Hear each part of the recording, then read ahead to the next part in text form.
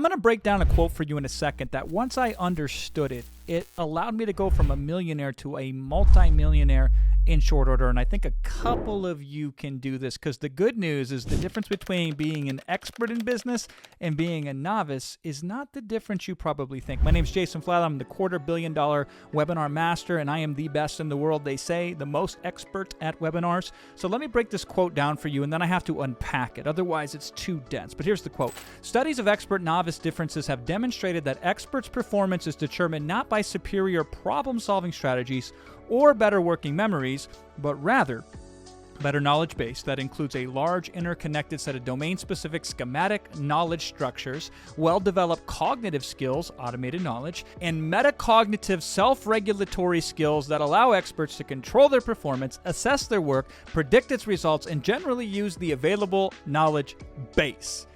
There's gold in that quote, but just like real gold, we kind of got to mine it out and kind of figure it out. Now, that comes from a 1990 American Psychologist, volume 45 scientific journal, because, you know, I go to those links to try to get an edge in business and try to figure things out. So I want to break this down for you, because the first thing is the biggest difference between experts and novices when it comes to cognitive functioning and cognitive loads, and business is a cognitive game, is the following. It's not problem-solving skills. So if you think, if I just get better at problem-solving, and if I get better at solving these different things, then I'll make more money. It's true, but it's not the biggest lever that you can pull. And it's the second one I think is important here, which is working memory. Now, working memory means juggling several bits of information out of the ether of your total knowledge base to pull from it the right information. Have you ever been in a situation where later on in the shower you're like, if I would have just said this instead of that? Yeah, it's because the working memory wasn't functioning properly for you. So working memory is important, just like problem-solving skills are important, but they're lower down on the list when it comes to the leverage of how quickly can I go from beginner or novice into expert. And the difference between being an expert in a market and being a beginner in the market in business is the difference of millions and millions of dollars. So what do you focus on instead? The first thing you want to focus on is what this quote calls a large interconnected set of domain-specific schematic knowledge structures. Now, what does that mean? Let's break this down. It means that you have a large amount of knowledge specifically related to a very zoned-in area of expertise. And not only do you have a lot about a little, so you know a lot about a little, but beyond that, you have this knowledge organized in ways so it's easy to access and it's easy to apply it to specific problems in that specific domain. So step one is you acquire a large amount of information about a very specific topic. The narrower, the better. So more on less. So get more information on smaller subject matters. But information alone isn't enough, my friend, because if you can't parse that information and if you don't know when or how to apply it, no bueno, no good. And so you have to make it highly accessible. We use mental models in order to do that, frameworks, which I'll talk a little bit more about here in a second. Now let's look at the second spot of the leverage to become an expert faster. It goes like this: well-developed cognitive skills, or what they refer to as automated knowledge. Now let's break down what that means. It says to me, when I hear something like that and really worked it out, was you have practiced the skill so often, you don't have to think in order to do it. You can perform a certain task, or you can access and process and act upon information as soon as you hit it, and you have a super high efficiency of output. So the least amount of thought in to get the best result out. So I know 100, maybe 200 closes at this point in time. These are closes that I can use. By the way, you talk about schematic knowledge in a variety of different situations, is I know how to calibrate a close in a one-to-one situation. I know how to do it in a one-to-few situation, and I know how to do it in a one-to-many situation. I know how to do it when there's interactivity, like in a live webinar, and I know how to do it when there's not interactivity, like in an automated webinar. And so these different areas that I have of domain-specific schematic knowledge, they network and they interconnect with each other. And I can do this automatically. So when I get an objection, I say, oh my God, this is a price objection. What should I do? Okay, well, here's the 15 different price objections that I know how to answer in response to this price objection. Let me think. I think number 7, yeah, I'll use that one. It doesn't work that way for experts.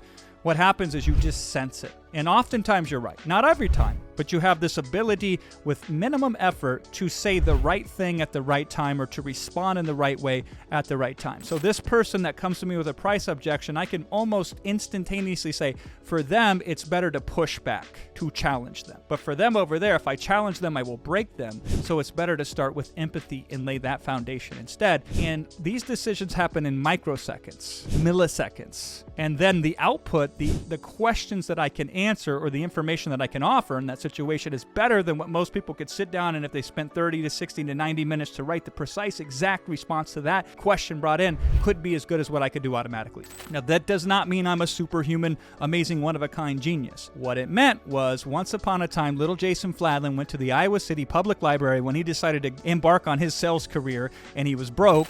He slept on the floor because he couldn't afford to pay for a bed, and I learned in a book one day that, hey, you should memorize closes. So I'd take out 3x5 note cards, I'd write closes on them, I'd carry them around in my pocket, and 3, 4, 5, 10 times a day I'd pull them out, and I would read them, word for word. I know, it's amazing how boring it is, the effort involved to become a millionaire. It's boring until it isn't, though.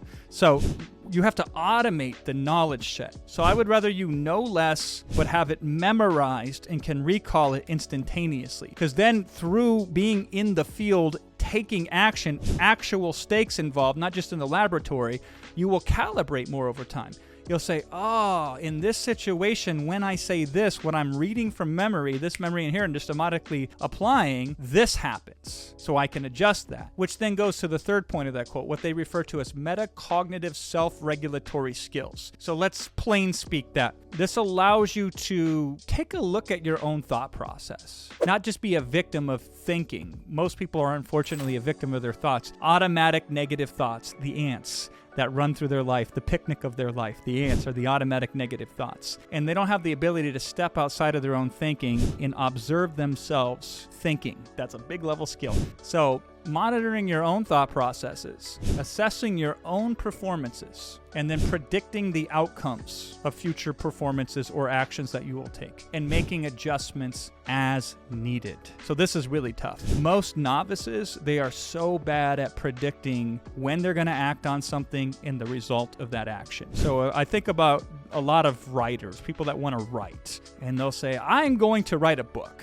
And then if you ask them to predict how many chapters will you have done in the next month, they're going to give you a number. And then if you were to check in with them at the end of the month, novices are so bad at predicting the actual output. And here's the problem with that, because they want to overcompensate. So they want to put a large number up on a vision board somewhere and say, I'm going to go and do that. And then when they are off on that prediction, they feel really crummy about it. And so they're not likely to go back and try it again. So if you're a beginner, I'd rather you shoot for a very low goal initially and achieve it. I'd rather you focus on the accuracy of your prediction of the outcome than on actually improving the outcome, because this forces metacognition.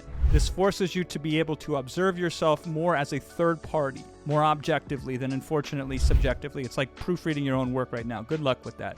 It's like reading the label inside of the jar, is a quote that I heard once.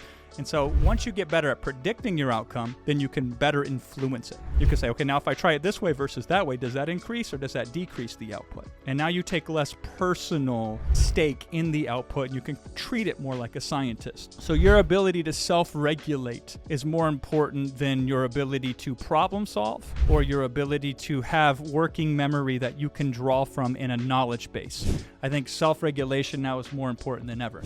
Now let's focus on the bottom half of that quote. When they talk about, because of these three functions that we just discussed, essentially self-regulation, automated knowledge, and a large connected set of domain-specific types of information. The output of that as an expertise is you can better control your performance, you can better assess your work, and you can better predict its results and generally use the available knowledge base. So I kind of stepped over this when I was talking about the last point, kind of already started answering this point, but let's break this one down a little bit further. Controlling your performance. When you're at the beginning, you have no control over your performance. You hope and you pray that you just perform at all.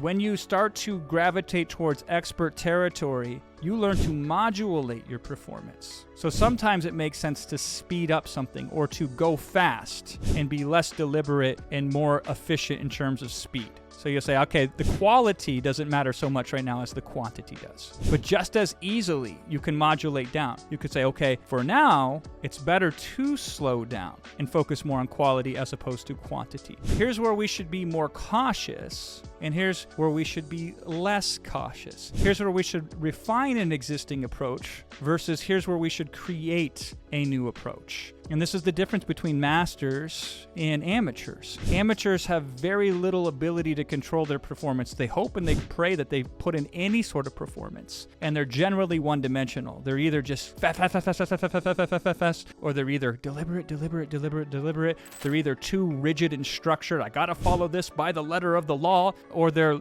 no structure, and it's crazy. It's like a Pollock painting on a webinar slide deck, for example. Like, what does that thing even mean?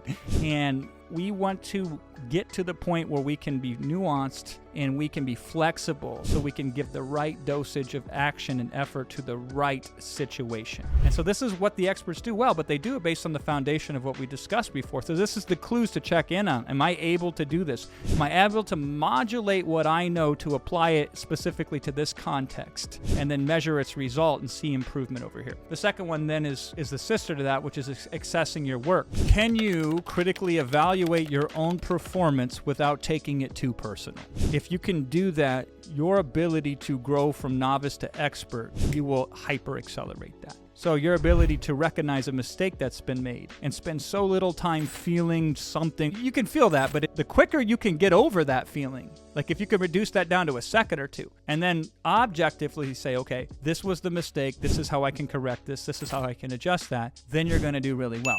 Being able to know out of the 100 things that I can do right now to improve my output, this is the one thing I need to focus on at the expense of everything else. And here's the last one, and I think this is really important, and it gets undervalued when it shouldn't, is acknowledging when you've done well. If you can't do that, then you don't create a positive reinforcement to these done well behaviors. And so you're less likely to repeat them and grow upon them, magnify them, make them even bigger in the future. So positive reinforcement is the best way that you can increase the output of a behavior. And so knowing objectively when to say well done. Now, some people say well done when it wasn't well done. And delusion does not lead to expertise. It just leads to more delusion. And so we then can self-evaluate, and then we can continue to learn and improve in a way that makes us better and makes us feel better inside too.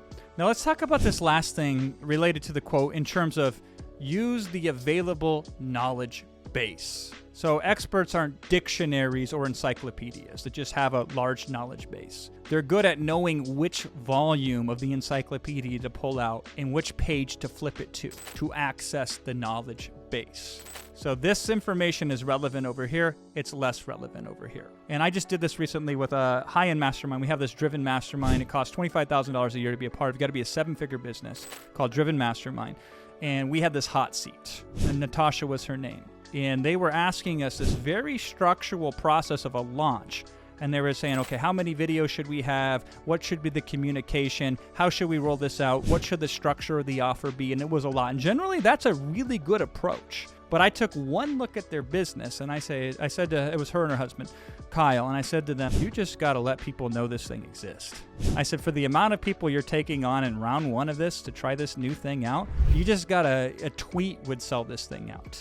And I gave them the tweet, essentially. It wasn't a tweet. I think they put it on Instagram. I don't know where they put it, but it sold out just like that. So they had spent months at this point overthinking and overanalyzing this thing, because even though they were an expert over on this agency side of what they do in business, this launch model was new to them, and how should they launch it? And everywhere they look, because general information will tell them, you got to launch it either this way or this way. You got to have this type of rollout structure and these funnels and blah, blah, blah, blah, blah. But I took one look at it and said, you just got to make an offer, any offer, and you'll fill it out and you'll sell it out. Now, there's things you can do to set it up so the future is even more powerful, but let's just make the offer so you can quit wasting time thinking about what you should do and just start helping people and making some profit. And so they were able to hear that and apply that, and then they sent me a really favorable, kind testimonial as a result of that. And they're like, yeah, you were right. And so I was able to apply all the information, because I could have showed them 15, 20 different strategies from an email perspective, from a video perspective, from a webinar perspective, from a funnel perspective. I could have showed them all sorts sorts of different communications, but I was able to prescribe the right information to them at the right time, and they were able to apply it. So it's really, generally speaking, what's the least amount of information that I need to access in order to apply this and be effective. So if you're saying, Jason, what are my action steps? Give me 3 things that I need to do right now at the end of this video so I can become an expert sooner and make more money and help more people. So step number 1, create mental models. So it's not just enough to have the information. You have to organize it in a way so it's easy for you to access it and apply it. So if you've ever seen my webinar placemat, as I like to call it, on one 8.5 by 11 flip sideways, I can show you my whole webinar formula. These are the 5 things I like to do in the introduction. These are the structure for communication and content. These are the 3 things I do in transition. This is how I create an offer, and this is how I reveal it. This is where I put the price in. These are how I position bonuses. These are the scarcity that I can consider using for this offer. That is a mental model. And now once I have that mental model, I can do all sorts of things and be flexible with it and color outside the lines and adjust it and blah, blah, blah. So whatever you're trying to do, create some sort of rudimentary mental model, even if it's basic and even if it omits or deletes 95% of the relevant information. At least you have a model to go off of. Second, get to automaticity as fast as you possibly can. The goal of thinking about something is to get to the point where you no longer have to think about it in order to achieve it at a high level. So if that means memorizing something to start with, and it could be a very small thing, then that means memorizing it. If it means taking your mental model and memorizing it so you don't even have to look at the model anymore consciously and you can apply it, then that means that. Because I have mental models right now that have 50, 100, 200 pieces of information, and I don't even have to look at them. But at some point in time, I just kept making the mental model more and more complex, but then I would memorize the model and not have to think about it, make it automatic. So make more stuff automatic, make less stuff conscious. And third, monitor your regulation. What I mean is focus more on the accuracy of predicting your output versus actually increasing the output itself. So I want you to get better at accurately predicting your future when it comes to the actions you take. So start with really small, simple actions so you can be right. And then when you're right with the predictions of the outcome, then you can adjust the setup and see if that improves the outcome. And you, my friend, it will seem weird at first and different. That's why it works so good. So you can accelerate the expert level of knowledge that you can apply to your business, and you will get paid like an expert. And experts get paid exponentially more than novices.